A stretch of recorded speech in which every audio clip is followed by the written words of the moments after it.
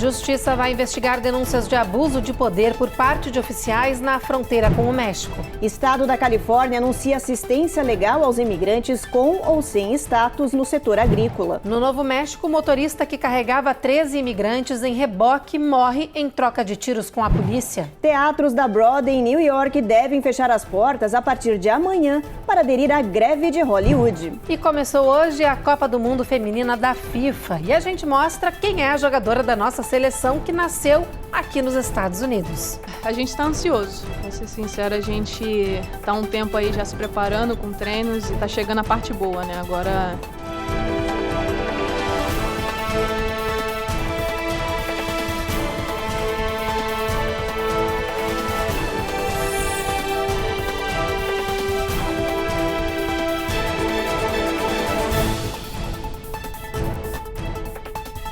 Olá, boa noite. Muito boa noite. O passaporte brasileiro está entre os mais poderosos das Américas, segundo o índice Henley & Partners, que acaba de ser divulgado. O ranking é feito com base na liberdade que os moradores dos países têm de viajar para outras nações sem precisar de um visto. Entre os países das Américas, o Brasil ocupa a 5ª posição nessa escala poderosa. Hoje, o nosso passaporte permite entrada sem vistos em 168 destinos. Em 4º lugar está a Argentina e em 3º o Chile. Os Estados Unidos estão em 2º lugar, com o passaporte norte-americano permitindo a entrada em 184 nações. Bom, o número 1 das Américas é o Canadá, que permite entrada irrestrita para 185 destinos. E olha, mudando de assunto, o Departamento de Justiça dos Estados Unidos anunciou hoje que vai apurar os supostos abusos na fronteira do México com os Estados Unidos. Há 2 dias, um militar norte-americano denunciou que soldados estariam sendo obrigados a empurrar os imigrantes que cruzam o Rio Grande de volta para o México e orientados também a negar água potável.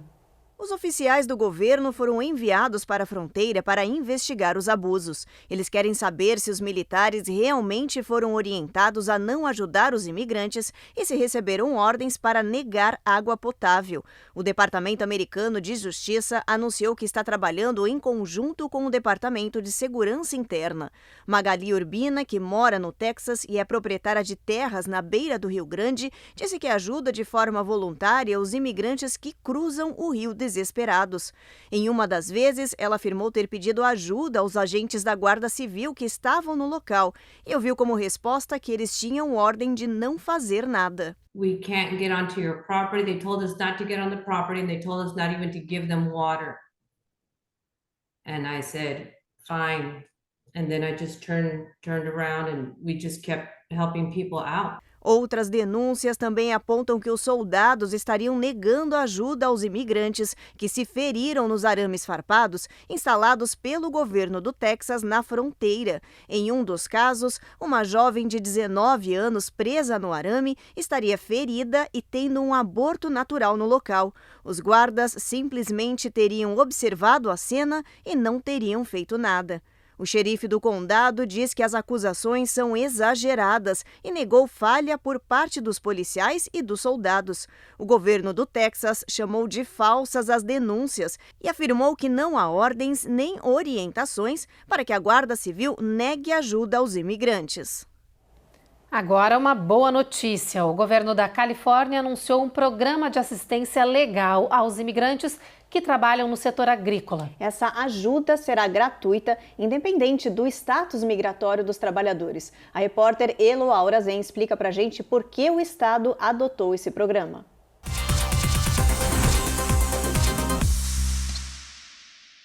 Não é só de Hollywood que vive a Califórnia. O estado mais rico do país colheu em 2021 mais de 50 bilhões de dólares em negócios agrícolas. Isso significa que 2,5% do PIB do estado tem raízes rurais. Apesar da relevância econômica do mercado da agricultura, metade da força de trabalho nos campos californianos é composta por trabalhadores indocumentados. A falta de status legal cria um ambiente inseguro para os empregados, que ficam sem amparo legal para sequer exigir o mínimo necessário. Assim, relatos de abusos e negligência são comuns na região, mas não são uma exclusividade da Califórnia. trabalhadores agrícolas indocumentados são fundamentais, mas experimentam situações semelhantes em outros estados. Um problema grave e urgente. Eu diria que é urgente porque é um problema antigo. E como não se encontra solução para ele, e existe claramente uma pressão grande na Califórnia para regularizar esses trabalhadores. Porque eles são mão de obra fundamental, como você falou, eles são mão de obra fundamental. Então tem que regularizar, não tem jeito, porque senão fica essa situação enorme que a gente vê o tempo todo da fronteira dos Estados Unidos com o México. E a Califórnia tem solução para isso, certo? Eles já tiveram um programa chamado Programa Braceiro, que legalizou durante um período grande esses trabalhadores. Depois eles foram deportados em massa, certo? E aí, isso é um problema antigo. A última grande revisão das leis de imigração que permitiu que eles fossem regularizados já foi na década de 80, tem muito tempo, foi no governo Reagan ainda. Enquanto o governo federal não estrutura uma resposta definitiva a este problema, o governador da Califórnia aposta em um projeto piloto de auxílio jurídico. Gavin Newsom, o democrata que lidera o estado, destinou 4,5 milhões de dólares a este projeto, que oferece assessoria e representação jurídica a trabalhadores rurais com ou sem o status legal envolvidos em investigações trabalhistas estaduais. Tudo isso sem nenhum custo ao imigrante. De fato, existe muito abuso dos trabalhadores agrícolas mexicanos, alguns deles, inclusive, não são mexicanos, são indígenas.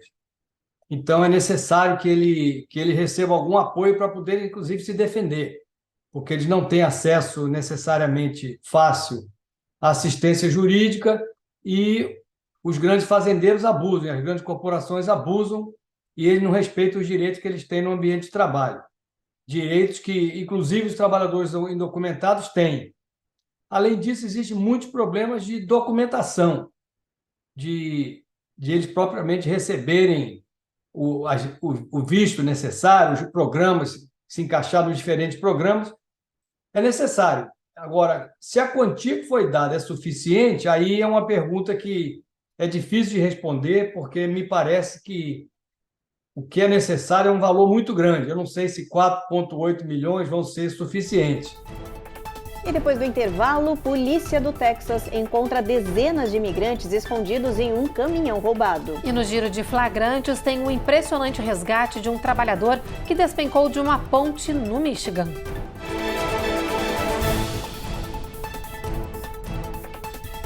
Américas no ar. Oferecimento Rejuve Chef. Melhore agora sua qualidade de vida.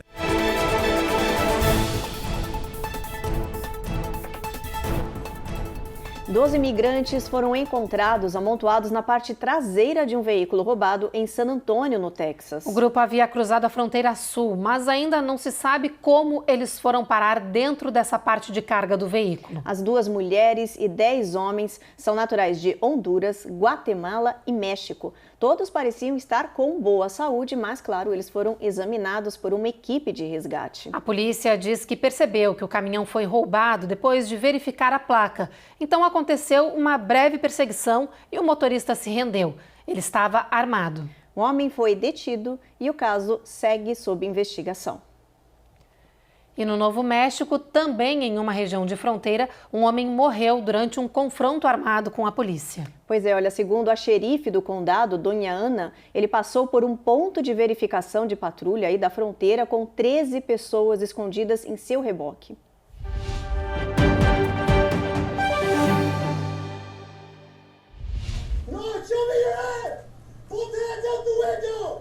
As imagens mostram os momentos finais de uma perseguição que começou minutos antes, quando unidades de polícia estranharam um veículo que puxava um reboque aberto.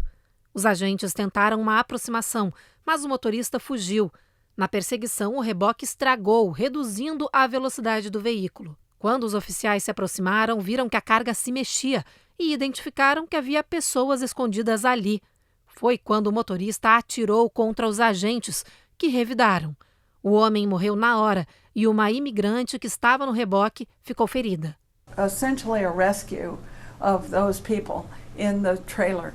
There were 13. A xerife disse que 13 imigrantes estavam escondidos no veículo. Ainda não se sabe como eles chegaram aos Estados Unidos e para onde estavam sendo levados. O caso ainda é investigado. E agora tem o nosso giro de flagrantes, que começa com uma incrível história de resgate de um trabalhador de uma ponte de Detroit, no Michigan. Ele se desequilibrou e despencou caindo na água, mas foi salvo por bons samaritanos. O homem despenca os 45 metros entre a ponte e o rio Detroit. Uma família que estava em um parque viu a queda e correu pedindo socorro.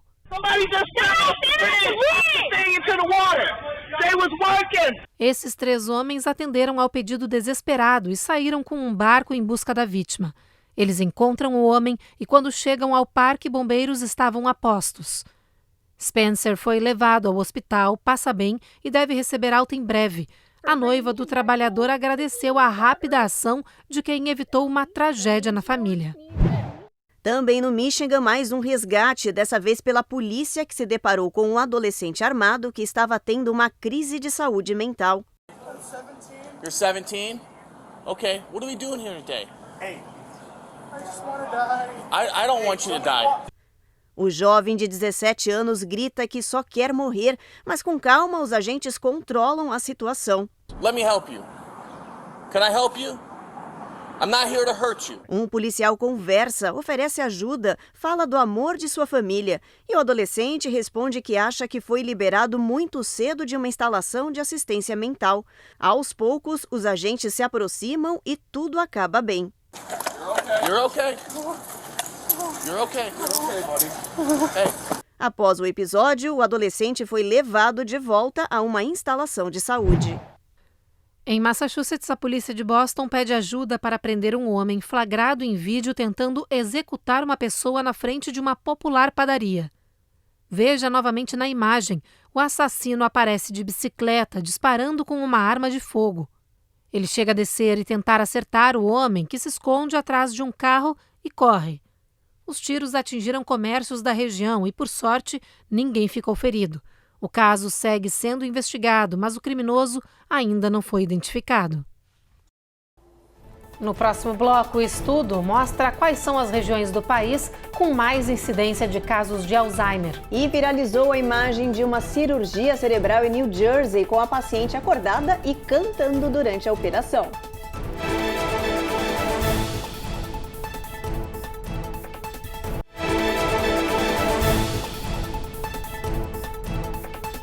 Agora uma notícia alarmante. Um novo estudo apontou que quase 800 mil mortes ou casos de incapacidade permanente são registrados por ano nos Estados Unidos por causa de erros de diagnóstico de doenças. A pesquisa aponta que 371 mil pessoas morrem todos os anos, vítimas de médicos, clínicas ou hospitais que erraram nos diagnósticos. 424 mil sobrevivem, mas com sequelas graves, com deficiências permanentes como danos encefálicos, perda de órgãos ou membros, cegueira ou até câncer. Para chegar a esses resultados, os pesquisadores avaliaram vários estudos anteriores e descobriram a frequência com que algumas condições de saúde passavam despercebidas ou eram diagnosticadas de forma errada. A pesquisa apontou ainda que os maiores erros acontecem em um grupo de 5 condições: AVC, sepse, pneumonia, tromboembolismo venoso, que é um coágulo de sangue na veia, e câncer de pulmão. Ainda falando de saúde, olha só essa notícia. A Universidade de Chicago, aqui nos Estados Unidos, fez um estudo para saber em quais regiões há maior incidência de Alzheimer. Os dados apontaram que a doença é mais comum em idosos que vivem no leste e sudeste do país. A repórter Carla Marinho conta pra gente quais são essas áreas. De acordo com a Associação de Alzheimer, cerca de 1 em cada 9 pessoas com 65 anos ou mais tem Alzheimer nos Estados Unidos. Isso representa 10,7% da população. A primeira estimativa de prevalência da doença no território americano apontou que Miami-Dade, no sul da Flórida, está em primeiro lugar com o maior número de pessoas com Alzheimer, seguido por Baltimore City, em Maryland, Bronx, em New York, Prince George, em Maryland. Os últimos da lista foram os condados de Imperial, na Califórnia, e de El Paso, no Texas, ambos com 15%. Os pesquisadores apontaram que essa tendência é explicada pela combinação de fatores, características demográficas, maior concentração de idosos e raça. Essas regiões possuem maior ascendência latina. O crescimento das doenças neurodegenerativas, principalmente demenciais, como a doença de Alzheimer, estão relacionadas diretamente com o fator da idade. Mas mais que isso, a correlação entre os fatores étnicos estão principalmente pelas doenças crônicas, assintomáticas, não tratadas. A relação entre esse déficit cognitivo e as doenças crônicas vasculares ou metabólicas também é relacionada a doenças de alterações sistêmicas, principalmente aumentos de níveis de colesterol e glicose no sangue, doenças hepáticas e cerebrovasculares. A boa notícia é que 2 medicamentos para retardar a progressão do Alzheimer poderão ser aprovados em breve nos Estados Unidos. O primeiro deles, Leqembi, já foi aprovado pela agência que regulamenta remédios e alimentos aqui no país. O segundo medicamento, chamado Donanemab, tem previsão de chegada ao mercado até o final do ano. Agora a gente mostra um flagrante impressionante que caiu na internet e viralizou. Ele mostra uma paciente cantando músicas de animações da Disney enquanto os médicos operam o seu cérebro.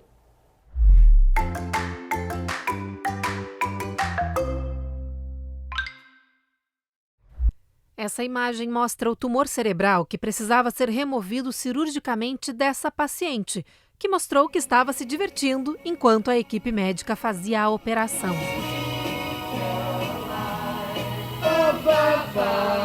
E as músicas escolhidas foram de animações da Disney, como Moana.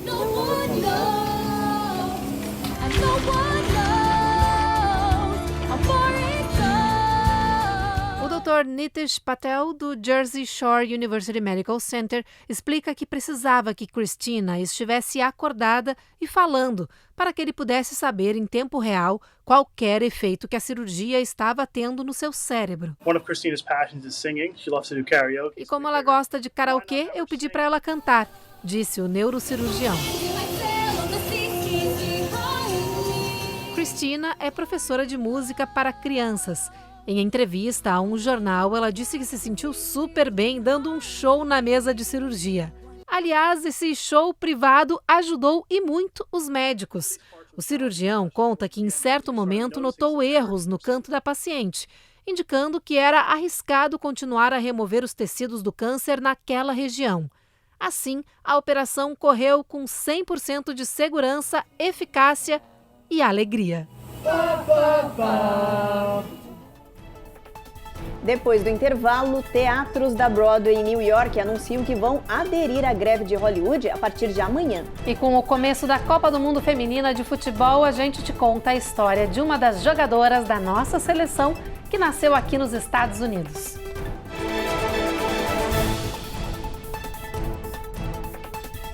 Américas no Ar. Oferecimento Rejuve Chef. Melhore agora sua qualidade de vida.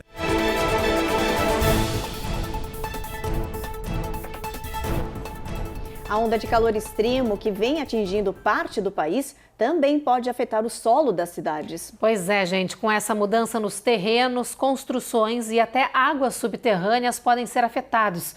A repórter Giovanna Locatelli explica os efeitos e os riscos desse problema. Chamada pelos especialistas de ilhas de calor subterrâneas, a mudança climática do terreno é o aquecimento do solo debaixo dos nossos pés. Isso é causado pelo calor excessivo absorvido pelas construções e liberado por edifícios e transporte subterrâneo, como sistemas de metrô, por exemplo. Solo, rochas e materiais de construção se deformam quando submetidos a grandes variações de temperatura. Os cientistas explicam que o terreno debaixo dos edifícios podem se movimentar quando aquecidos. O fenômeno é estudado há mais de 25 anos e a pesquisa mostra que as deformações causadas pela mudança climática subterrânea são relativamente pequenas em magnitude, mas se desenvolvem constantemente. Com o tempo, essas movimentações podem afetar de forma significativa a estrutura de prédios, ruas, calçadas, túneis e barragens de contenção de água. Além dos problemas estruturais, a mudança climática subterrânea pode causar ainda problemas como contaminação dos lençóis freáticos. Apesar de um tanto assustadora a informação, os pesquisadores tranquilizam a população. Segundo eles, a mudança climática subterrânea não ameaça a segurança das pessoas e não ameaça derrubar estruturas ou edifícios, mas sim afeta a durabilidade.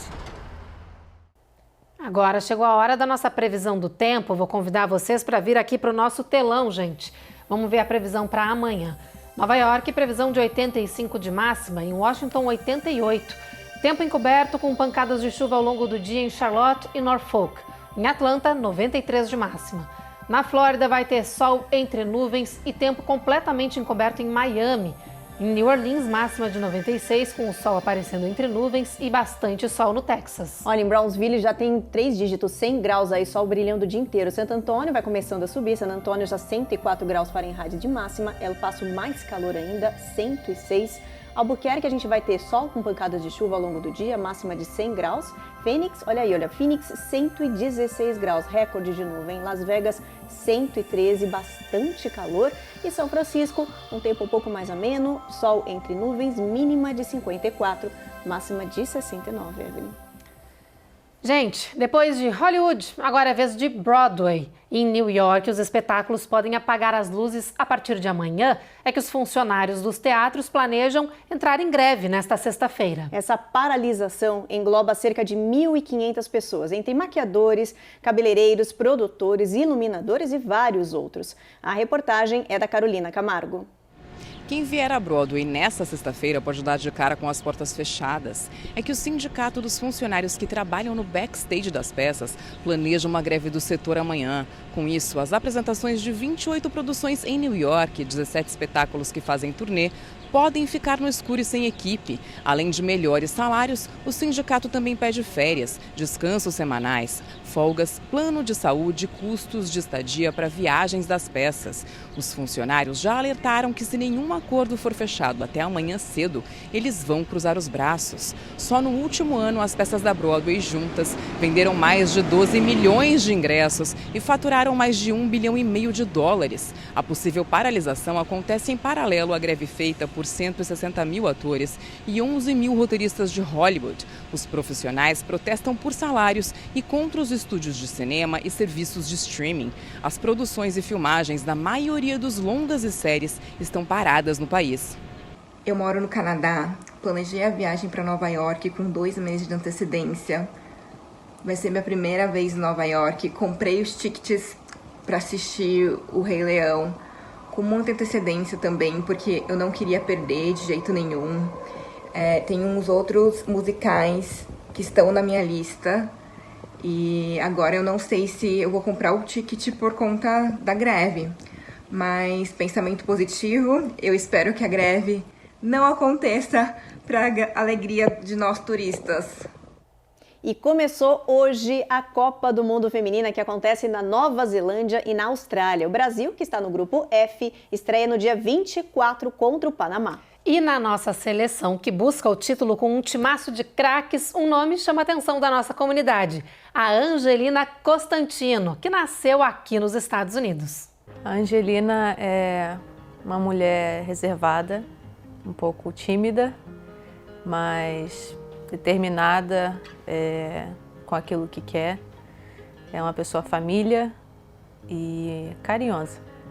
Angelina, jogadora, é uma menina determinada, joga com raça, sempre com muito amor à camisa e feliz. Essa vai ser a primeira Copa do Mundo disputada pela atleta de 23 anos. Angelina Costantino, que sempre sonhou em jogar um Mundial, chega à competição com todo o gás. Todo mundo quer jogar uma Copa do Mundo e acho que todo mundo tem chance, com certeza. Tem muita qualidade nesse elenco, eu volto a repetir, tem muito talento aqui. Eu acho que a gente está muito confiante, independente de quem vai começar o jogo. Acredito que a gente vai fazer algo muito bonito nessa Copa. Mas chegar até aqui não foi fácil para a atleta. No ano passado, a titular da seleção sofreu uma ruptura total do ligamento do joelho durante a decisão da Copa América. Desde então, houve uma longa recuperação e ela foi convocada para essa Copa como reserva da equipe. Mas às vésperas do início da competição, a jogadora Nicole se lesionou e Angelina volta agora à titularidade em campo. É uma lesão muito difícil, como você mesmo falou, demora um pouco para a gente voltar àquele alto nível, mas sou muito grata pelo período de convocação que a gente fez na Granja. Tive uma exposição ali no amistoso, isso me ajudou muito, me deu muita confiança, e também esse período de treinamento antes da Copa lá em Gold Coast foi essencial para mim, porque fisicamente, psicologicamente, assim, elevou muito o meu nível, e hoje eu posso dizer que eu estou confiante. Ontem, em coletiva de imprensa, a Meia se emocionou ao falar da saída da companheira Nicole. E eu entendo muito como que ela está se sentindo. Eu desejo muito boa recuperação para ela e que ela erga a cabeça, porque ela é uma menina especial demais. Jogo com ela desde os 16 anos e acredito que ela tem muito futuro. E acredito que ela vai fazer muita diferença ainda com a seleção brasileira, vai fazer muita história.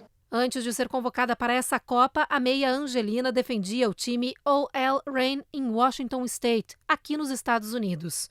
Angelina nasceu em New Jersey, onde os pais brasileiros moraram durante um tempo. Ela se mudou para o Brasil aos 5 anos, começou a jogar bola aos 7 e passou por importantes times como Vasco, Santos e Palmeiras. Apesar de já acumular títulos, o sonho do momento é a Taça do Mundial, que vai disputar ao lado de ídolos como a inigualável melhor do mundo, Marta. A gente está ansioso, para ser sincera, a gente está um tempo aí já se preparando com treinos e está chegando a parte boa, né? Agora é chegar o momento de jogar, de fazer acontecer, e acho que está todo mundo confiante, assim. Eu vejo o elenco muito bem preparado. E elas vêm com tudo. Dia 24 tem estreia, rumo à Taça do Mundial. É isso, esse é o clima. Todas elas lá preparadas para essa estreia que vai ser incrível. Afinal de contas, a gente tem a melhor do mundo, né, Ruth? Tem, a Marta, não dá nem para discutir, né, gente? É a melhor do mundo e ponto final, e reconhecida internacionalmente. Exatamente. Vai dar Brasil, tenho certeza. Vamos ficar na torcida e vamos trazer essa notícia aqui. Vamos derrotar todo mundo que vem pela frente, ainda mais com a Pia como treinadora maravilhosa. E olha, estreia segunda-feira, a gente já tá aí na contagem regressiva, a gente traz a notícia aqui para vocês. Todo mundo atento e acompanhando, né, Evelyn? Torcendo, loucamente. Torcendo.